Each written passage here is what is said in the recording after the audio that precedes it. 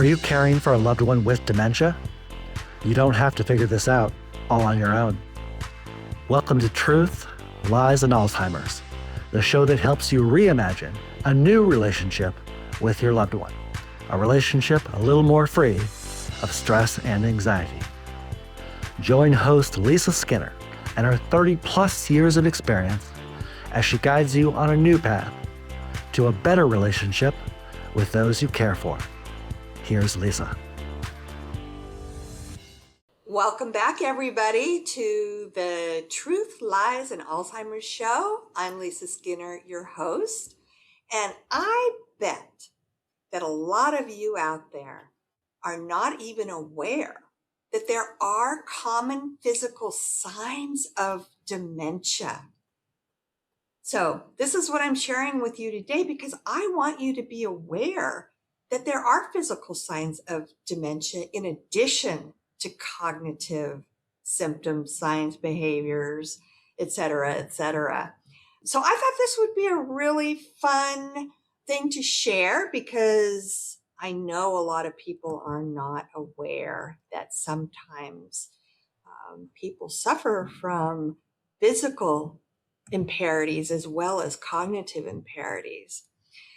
So this comes from an article written in Huffington Post Life. Getting older comes with many changes. We all know that, right? Unfortunately, not the least of which are occasional memory lapses, which tend to worry many people in the moment. This is true. These cognitive changes can be totally normal, so there is no need to panic if you occasionally forget that your sunglasses are on top of your head, or you forget the name of your son's former teacher. We call this normal aging forgetfulness, and we've done episodes on that before. But there is a clear difference between age-related cognitive changes and full-blown dementia. Now, if you remember, roughly 7 million people in America are living with Alzheimer's disease and related dementia. And it's expected that the number is going to nearly triple by the year 2050. And if we do the math on that, that's only 24 short years away. And that's according to the World Health Organization and the Alzheimer's Association. Experts are telling us that cognitive impairment becomes something more severe at a certain point. The magic line that transitions someone from mild cognitive impairment to dementia is when one of their cognitive impairments is impairing their function ability. So it's impacting their day-to-day lives. For me, that is one of the key parts of defining when someone has transitioned to dementia. And that's a quote by Dr. Stephanie Nothell, who's a geriatrician and an associate professor at Johns Hopkins School of Medicine in Baltimore, Maryland. This could mean no longer being able to use a car, for example, getting lost while driving a familiar route, or not being able to do one's taxes after decades of doing them. And this is another quote by Dr. Nothell. If cognitive changes make it tough to get through a normal day, she says, that's a red flag. Just to kind of reiterate, dementia is used as an umbrella term that describes multiple forms of cognitive impairment, including Alzheimer's disease, which is the most common form of dementia. There are over 100 known brain diseases that cause similar symptoms that we put in the category of dementia, like vascular dementia and Parkinson's disease. The exact manifestations of the disease depend on the actual diagnosis. And while cognitive impairment is a common thread, there are also some physical symptoms that tend to be associated with dementia. So here's what they are. The first one is if you notice trouble walking and balancing. And Dr. Nothel tells us that she finds that a lot of the more physical manifestations happen later in the course of dementia. But there is a physical issue that occurs earlier on and gets worse throughout the course of the disease. And that's somebody's ability to walk and maintain their balance. She continues, the ability to maintain your balance and walk smoothly, actually, it requires a lot of brain power. I find this really fascinating. It requires a lot of brain power because you have to process a lot of different inputs. You have to process sensations from your feet. You have to process what your eyes are seeing in the environment around you and more. You have to quickly react to these things. And so it's a very strong cognitive task to be able to walk. Because of all this, trouble walking, trouble balancing, and falling frequently is a sign of dementia. But note that these issues aren't only a sign of the disease. They can be due to having arthritis or even your own clumsiness. Number 2 is posture changes and feet shuffling. That actually is a very common sign of dementia. The second most common form of dementia is Lewy body dementia. And this is according to Dr. Jory Fleischer, who's an associate professor of neurological sciences at Rush University in Chicago. This describes a few types of dementia, including Parkinson's disease. We see this a lot in people living with Parkinson's disease, is that shuffling effect. In this manifestation, you may notice posture changes, also feet shuffling, or that someone is walking slower than they used to, Dr. Fleischer said. While it's easier to chalk these issues up to getting older, not paying attention, having arthritis, and if we're seeing a pattern of that, we want to pay attention to it, she added. Number 3 is having changes in your sense of taste and smell. I have read some updated information, probably in the last few months, and I shared this with you all on one of the episodes, that it's coming out that a lot of people who have been diagnosed with Alzheimer's/dementia, one of the early symptoms that they noticed that they didn't think about at the time was a change in their sense of taste and smell. Well, here it is. A change in your sense of taste or smell can be attributed to many issues, such as a COVID-19 infection or a history of sinus problems. But outside of known factors, unexplained changes in these senses can also be related to dementia. Dr. Fleischer explains, sometimes the person doesn't notice it themselves, but their loved one is going, hey, something on the stove was burning and you didn't smell that? That's an example. This is a symptom that should push someone to see their physician. While it may not be a sign of all forms of dementia, it is definitely associated with Lewy body dementia, according to Dr. Fleischer. Number 4 is having problems swallowing. People with dementia may also experience trouble swallowing food and drinks.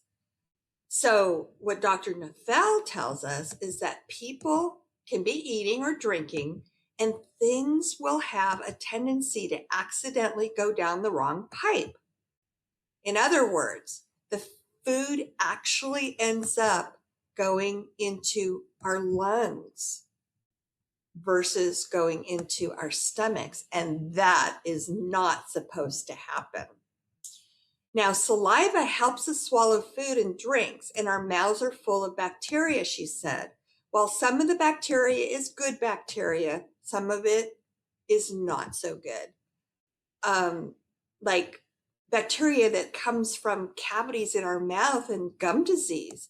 And if that bad bacteria ends up in your lungs with your food, it can set you up for infection. We call that aspiration pneumonia.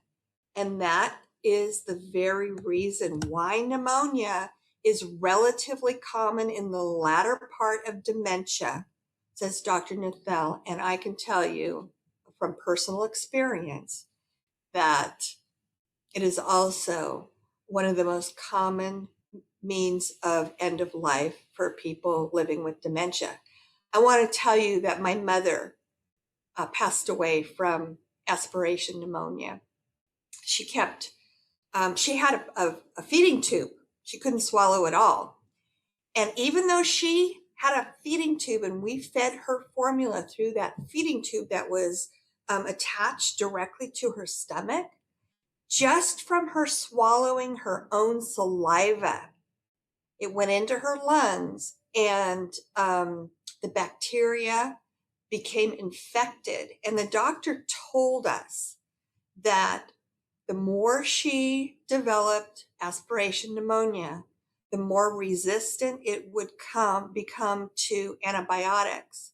And eventually the antibiotics would become 100% resistant to the bacterial infection that developed in the lungs, and there would be, no recourse. And sadly, that's exactly what happened. The last time she developed aspiration pneumonia, that was it. So, but it's funny. She did not have dementia. She was like perfectly sound. What she had was multiple strokes. And that was the reason why she no longer was able to swallow anything. So number 5 is having bladder control issues, or incontinence, which it's also known as, and unfortunately can be a symptom of dementia. Now, the explanation for that is that a lot of nerves are required for bladder control, and those nerves degenerate as dementia progresses. Similarly, folks may experience new constipation later in life, according to Dr. Fleischer, which can also be a sign of Parkinson's and other related conditions, and often precedes the other symptoms by years. And number 6 is sleep changes. So according to Dr. Fleischer, sleep changes are also important to look out for in people living with dementia. The person experiencing sleep changes may not notice, but if you live with someone and find they're moving around a lot at night, punching at things, shouting, or talking in their sleep, it's very important to let their healthcare team know. That may be something called REM, behavior disorder, which often can come years before a person has Parkinson's or Lewy body dementia, she adds. And I'm going to continue with an early diagnosis can be a powerful way to prepare for the future. It can certainly be hard to admit to any health problems or changes, especially when it comes to cognition, but it's important that we do so. We are living in a time of innovation when it comes to dementia treatments. And this is something that Dr. Fleischer is emphasizing to all of us. There's lots of different research going on right now to try to find treatments and pharmaceutical options for people. Doctors can check biomarkers in blood and or spinal fluid to determine what kind of dementia someone has, and then be able to make treatment recommendations and decisions based on that.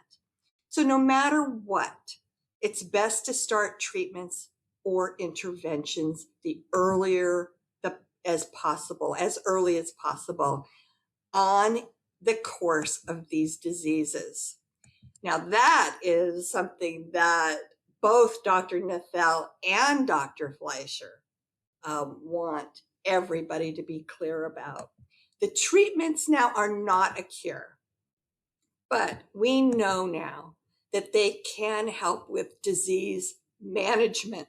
And early diagnosis can also help families and individuals best prepare for the progression of this long disease. They say finding out early on can be really helpful for a lot of different reasons, including planning and just having a say in a person's future. If you find out early, you often can still make some decisions, whether that's your care, where you'll live, and also on your financial choices. And this all makes it important to pay attention to any signs of dementia, either in yourself or noticing it in a loved one. And then reach out to a physician if you notice concerning changes. It is starting to impact your daily living habits. So as scary as we know that this is, a diagnosis and knowledge and early detection gives you power, according to Dr. Fleischer, and I agree with that statement 100%. So whether you have any of the symptoms above or not, there are things you can do to reduce your dementia risk or slow down the disease prevention. These include all of the things that go into a healthy lifestyle. Both experts recommend that to lower your chance of dementia, it's helpful to follow a nutritious diet. Both these doctors recommend the MIND diet, that's MIND, to exercise, to socialize with loved ones, and manage chronic conditions like diabetes and sleep apnea. Experts predict that 42% of Americans over 55 will develop dementia in their lifetime. But there are things we now know you can do to prepare for the disease if you get a diagnosis, and things you can do to help minimize and even lower your risk. So that is the episode today for the Truth, Lies, and Alzheimer's show. I'm Lisa Skinner, your host. As always, I will be back next week with a brand new episode for you.